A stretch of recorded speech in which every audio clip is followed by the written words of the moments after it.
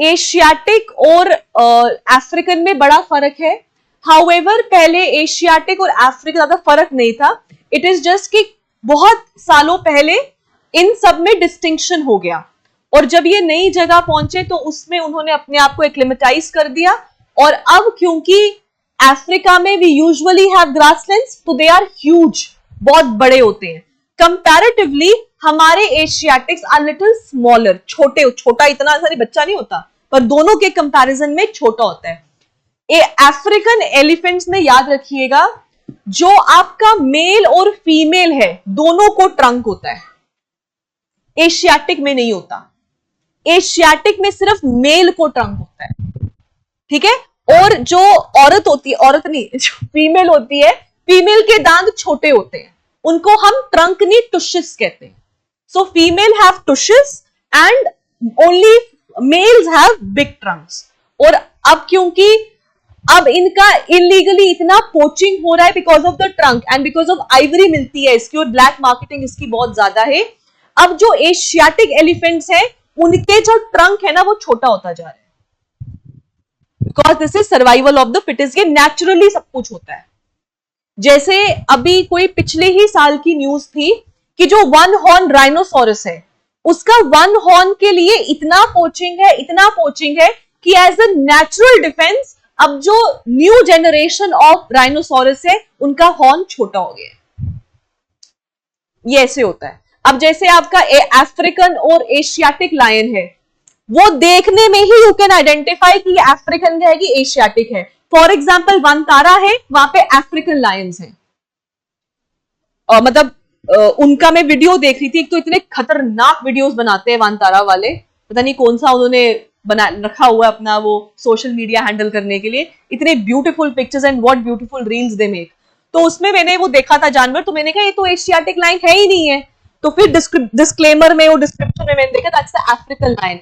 African lion जो होता है ना, जो उसका बाल है, बब्बर शेर है ना, जो बाल होता है ना वो यहां तक होता है, मतलब लगा लो यहां तक होता है उसका बाल, उसको माले कहते हैं, MALE, यहां तक होता है, माने MANE, यहां तक होता है। एशियाटिक का सिर्फ यहीं तक होता है। ये इनकी पहचाने हैं। सो छोटी छोटी इनमें डिफरेंसेस होते हैं। और African usually they are larger. अब जैसे एशियाटिक और अफ्रीकन चीता में से अफ्रीकन चीता ज्यादा तेज है, लेकिन एशियाटिक वाले, ईरान वाले क्लेम करते हैं नहीं एशियाटिक ज्यादा तेज है, but no, African is much more fast. और ऐसा क्यों है? जैसे हमको बचपन में कहते थे बास्केटबॉल खेलो हाइट बढ़ जाएगी, फिजिकल एक्टिविटी में डालो, रनिंग करो, बच्चा तेज रहता है, ग्रोथ ज्यादा होती है, वही है जानवरों का भी वही है। आप एक कुत्ता अपने घर पे पालो क्लोज एनवायरनमेंट में, उसका ग्रोथ रिटार्ड हो जाएगा, और उसी जानवर को आप बाहर पालो, उसका ग्रोथ बढ़ जाएगा। Similar, it goes the same way. ठीक है, चलो अब नेक्स्ट लिखिए आगे। कॉमा डाल के एक और जानवर लिख लो, शांघाई डियर। शांघाई डियर ठीक है, ये एंडेमिक स्पीशी भी है और ये फ्लैगशिप स्पीशी भी है। शांघाई डियर होता है, ये मिलता है आपका केबुल लामजाओ नेशनल पार्क में। Where is it? North east में, मणिपुर, राइट। अब केबुल लामजाओ जो है ना, that is the world's only floating national park. It is the world's only, और हमारे इंडिया में ही है, ठीक है। और इसके ऊपर एक डॉक्यूमेंट्री भी है, नेशनल जियोग्राफिक ने एक बड़ी खूबसूरत डॉक्यूमेंट्री बनाई है, वो आप चाहो तो देख सकते हो, यूट्यूब पे मिल जाएगी आपको। तो दिखाया है कि वहां की लाइफ क्या होती है। अब याद रखिएगा, ये जो शांघाई डियर है ना, इसको हम डांसिंग डियर भी कहते हैं, राइट। अब मुझे बताओ, केबुल लामजाओ नेशनल पार्क के पास कौन सा वो है, लेक है? Loktak lake, right. अब वो लोकतक लेक का क्या स्पेशलिटी है? हाँ, हाईएस्ट कहां से बन गई? No, what else? स्पेशलिटी, जो आपका लोकतक लेक है ना, उसमें आपके फ्लोटिंग बायोमास है, राइट, जिसको हम फुंडीज कहते हैं। सुना है आपने, राइट? फुंडीज, फुम्बीज, जो भी आप बोलना चाहो, राइट, उसको वो बोलते हैं। अब शांघाई डियर का क्या है ना, वो ऑब्वियसली उन्हीं के साथ ही रहता है, उन्हीं में रहता है, तो वो जंप करता है। अब जब वो जंप करता है तो it takes time to balance that, तो it seems as if the deer is dancing, that is what is called dancing deer, क्योंकि वो अपने आप को बैलेंस करने के लिए ऐसे हिलता है। ठीक है, चलो। और साथ में आपके नामदाफला which is in Arunachal Pradesh, वहां पर भी मिलती है ये। ठीक है, और अरुणाचल प्रदेश में नामदाफला के बोर्ड पे इसी का फोटो है, तो ये फ्लैगशिप स्पीशी भी होगी, सेलिब्रिटी बन गई ना। हाँ, अंगूर, हंगूल, हाँ हंगूल, नेक्स्ट लिखो अंगूल। हंगूल, मुझे लगा आप कह रहे कि अंगूर खाती है, चलो हाँ वो उसको पसंद हो सकता है। अब लिखो हंगूल, कहां मिलता है? Only in the Dachigam national park. Why is Dachigam called Dachigam? Very good यार, वेरी गुड। ठीक है, तो दाचिगाम को इसलिए बोलते हैं क्योंकि जब वो डिक्लेयर हुआ था as a protected area, so 10 villages were taken और उसको ही कंबाइन करके वो नेशनल पार्क बनाए। मतलब initially obviously a sanctuary and then a national park, तो तभी उसको दाचिगाम कहते हैं। ठीक है, हाँ फ्लैगशिप, हाँ कह सकते हो, फ्लैगशिप तो है ही है, सेलिब्रिटी तो है ही है वहां की। ठीक है, चलो नेक्स्ट लिखो, नेक्स्ट लिखो, नेक्स्ट लिखो। हाँ, एक और endemic,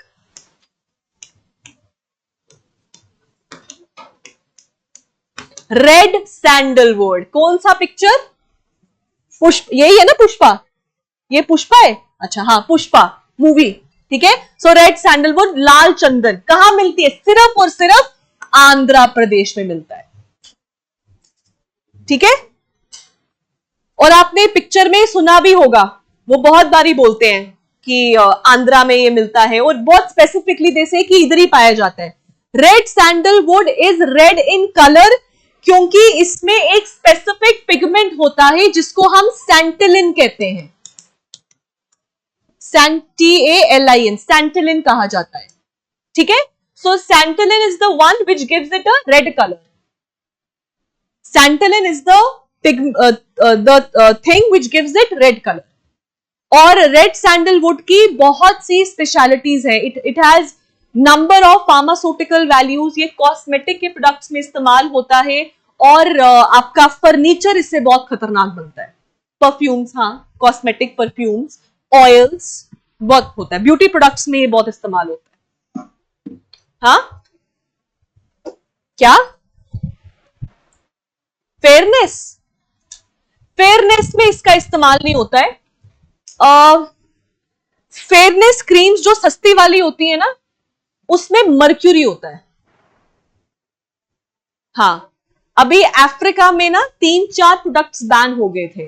number of fairness creams ban हुई थी क्योंकि उसमें वेरी माइन्यूट अमाउंट में मर्क्यूरी होता है, so it tends to lower down the complexion करता है, but mercury is obviously carcinogenic और मीना माता डिजीज हो जाती है इससे। ठीक है, इसके अलावा लिपस्टिक में लेड मिक्स किया जाता है टू गिव इट पिगमेंट, तो अब वो भी बैन हो गया। लेड तो it is again carcinogenic. Exposure to long time exposure to lead can lead to memory loss. अब आप सोचो, आप में से कितने ऐसे होंगे जिनकी मेमोरी बड़ी तेज है? कुछ के ना, मैक्सिमम के नहीं है। आप अपने क्या, हम तो फिर भी थोड़ा आगे निकल गए, जो अभी जनरेशन आ रही है उनका तो बिल्कुल ही बेड़ा गर्क है। और अपने आप को आप कंपेयर करो, पापा मम्मी तो छोड़ो, दादी से कंपेयर करना अपनी और दादा से कंपेयर करना, आपसे ज्यादा एक्टिव होंगे वो। कहते ना हमने पुरानी खुराकें खाई हैं, ये फैक्ट है। हम जो घर पे खा रहे हैं वो भी अच्छा है कि नहीं हमको क्या पता। अब फॉर एग्जाम्पल अगर मैं सिर्फ फ्रूट खाऊं, वो फ्रूट सही है भी कि नहीं या इंजेक्शन वाला है, मुझे क्या पता। मेरी एक फ्रेंड की एकदम से she had bone problems and all, तो उसको डॉक्टर ने बोला कि you start having milk, right. तो उसने मिल्क पीना शुरू किया, साथ में ही डेयरी थी, उसने लगा लिया दूध।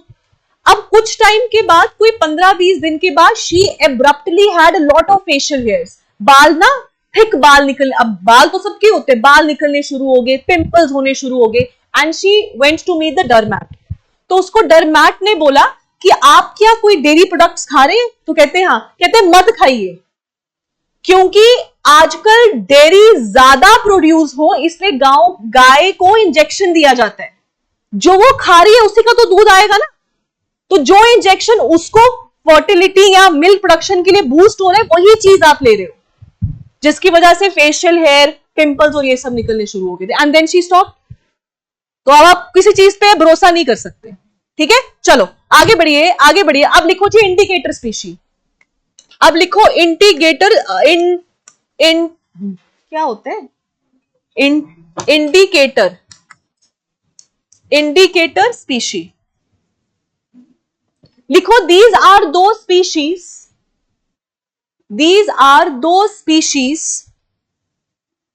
whose presence or absence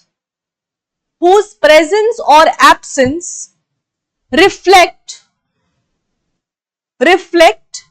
health of an environment or ecosystem. Health of an ecosystem लिखो, health HELTH, health of an ecosystem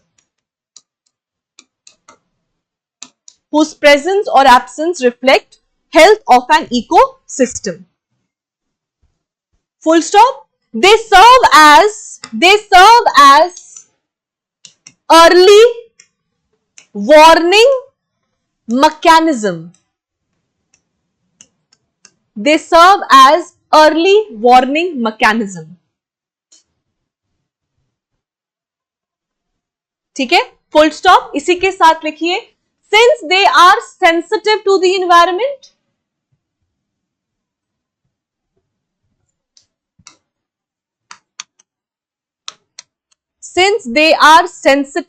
environment, they are called sentinel species. They are called sentinel species. They are called sentinel species. ठीक है, next लिखिए, example लिख लो। Lichens, frog, corals, right? So these all are indicator species. ठीक है,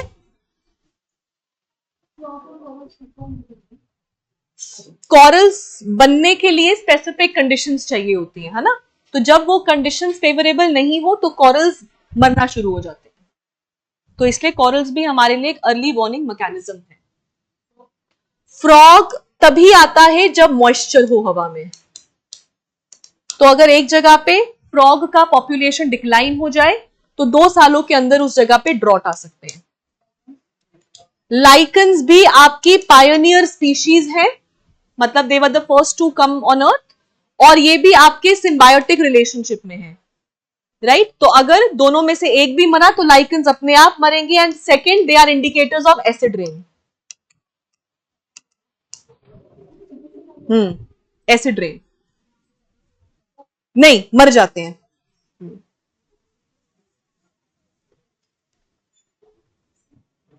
hello जी ma'am, good morning ma'am.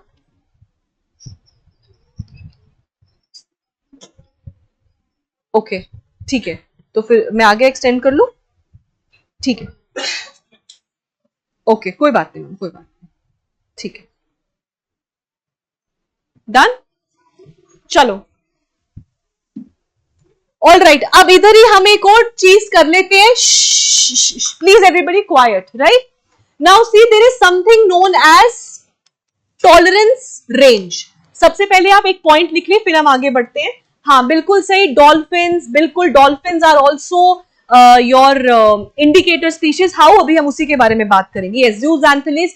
देखो there are many things जो मैं अभी बोल नहीं रही हूं, बिकॉज अभी हमने वो आगे करना है, ठीक है? अभी हमने बहुत कुछ करना है आगे, सो अभी will go one by one, इसलिए मैं बहुत चीजें बोल नहीं रही हूँ। यस, डॉल्फिन्स भी अभी उसी पे आ रहे हैं। ज़ूस एंथली, pygmy hog, yes, but pygmy hog जो है it is more like a endemic, आप बोल सकते हो, ठीक है? चलो एक पॉइंट लिख लो, एक पॉइंट लिख लो सेंटिनल स्पीशीज में। देखो their tolerance range is narrow. Their tolerance, इसी में ही सेंटिनल में ही लिखिए, their tolerance range is narrow,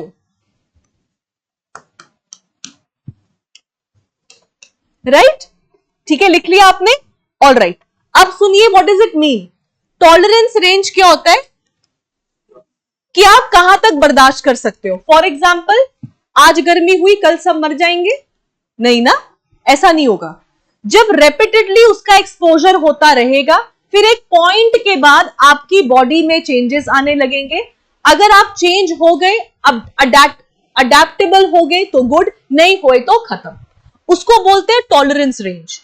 ठीक है, सो हर एक ऑर्गेनिज्म का एक टॉलरेंस रेंज होता है, कहां तक वो चेंज को टॉलरेट कर सकता है।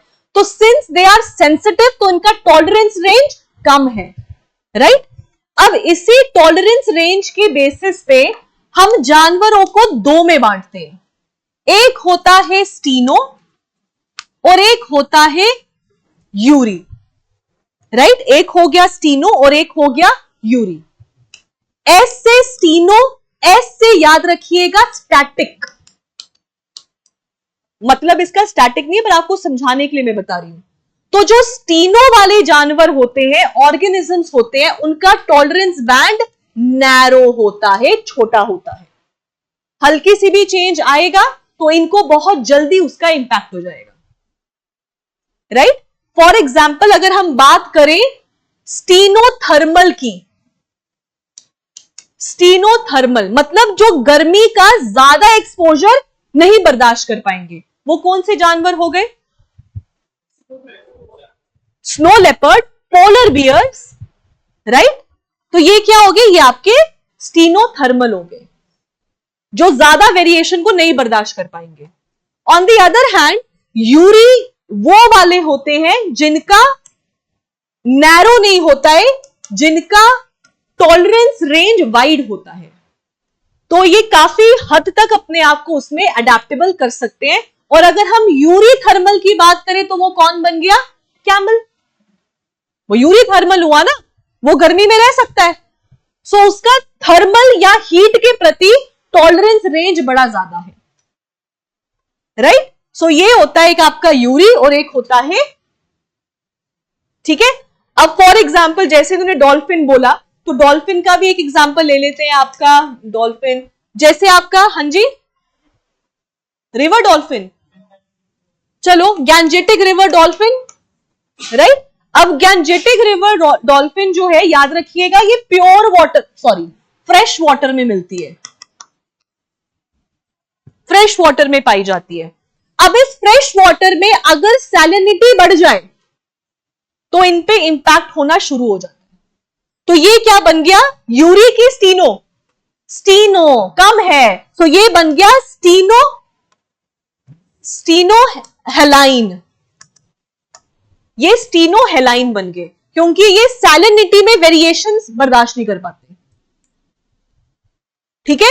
ऑन द अदर हैंड आपकी जैसे इरावडी रिवर डॉल्फिन्स हैं, वो कंपैरेटिवली वो यूरी में आती है, वो बर्दाश्त कर लेती हैं, पर ये नहीं कर पाती, राइट। और हमारा नेशनल एक्वेटिक जानवर कौन है?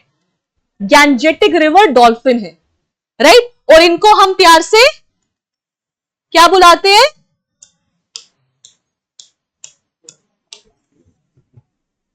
सूसू बुलाते हैं।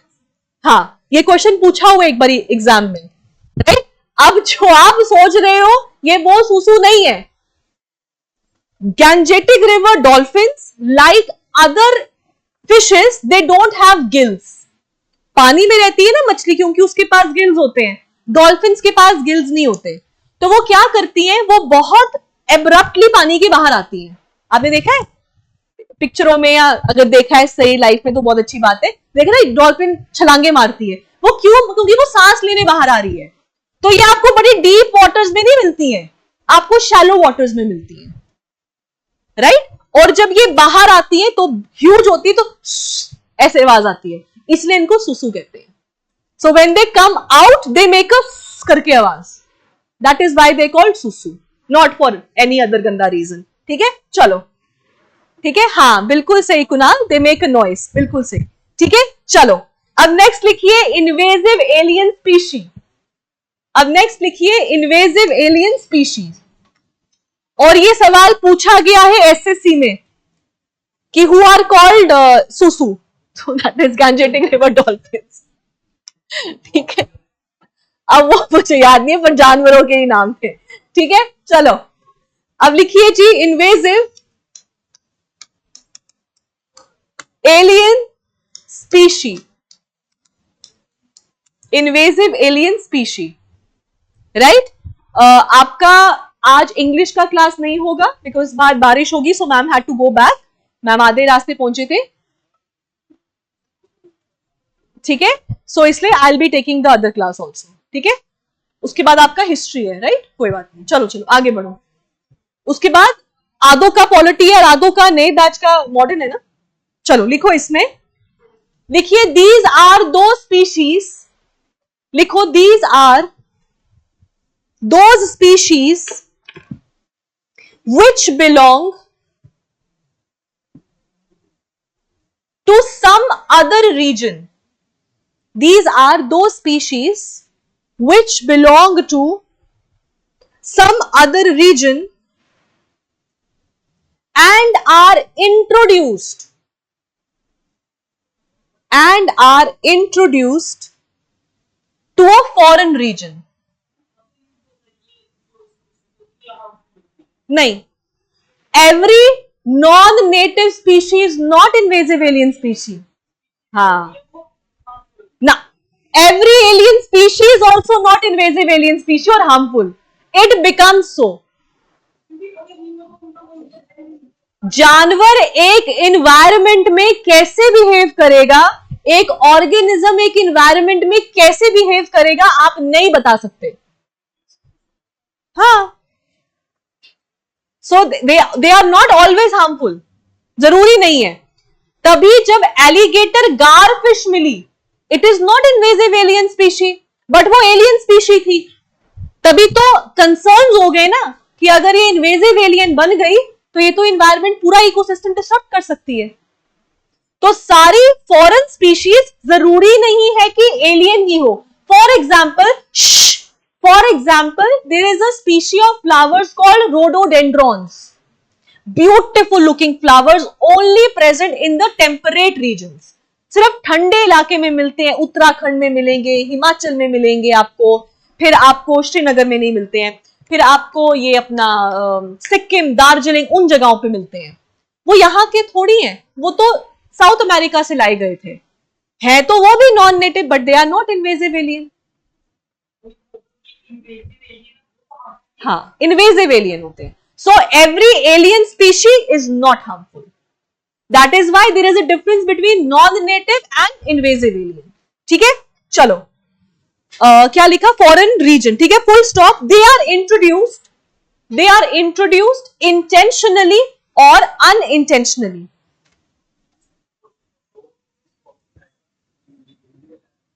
आई एम सॉरी,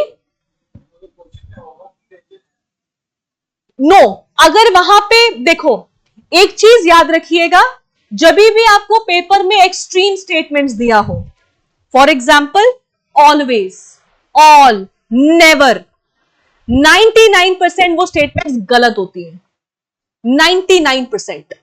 अगर आपको स्टेटमेंट्स पूछे जाए जैसे sometimes, some of them, not all, वो 99% सही होती है, because exceptions are always there. जैसे आपने ज्योग्राफी में नॉर्मल लैब स्टेट पढ़ा होगा, but there is something known as temperature anomaly, जहां पे ये पूरा पुट्ठा हो जाता है, right. So exceptions are always there. So when you have extreme statements, 99% they are wrong, ठीक है। अब जैसे ये क्वेश्चन जो केएस में पूछा था, ये गलत था, क्यों? Because of the extreme statement, इसलिए वो क्वेश्चन गलत हो गया कि नहीं, सारी नहीं हो सकती, ठीक है। चलो